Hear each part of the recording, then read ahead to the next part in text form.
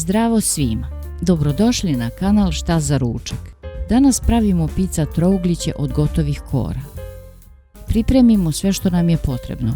U činiju stavimo 150 g narendane stišnjene šunke, 150 g narendanog kačkavalja, 100 ml kečapa. Dodamo malo origana i sve lepo promešamo.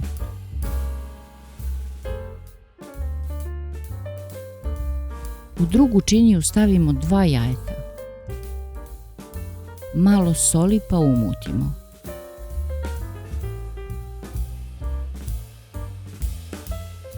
Dodamo 100 ml ulja, 200 ml jogurta, 100 ml mineralne vode. Promešamo pa sklonimo. Od 500 g kora za pitu uzmemo jednu koru. Premažemo je smešom od jogurta i jaja.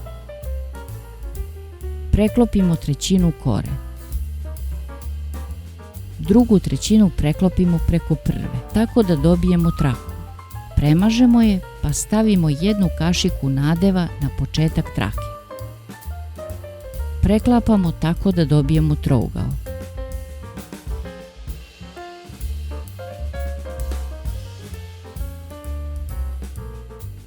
Trouglove ređamo u pleh na papir za pečenje.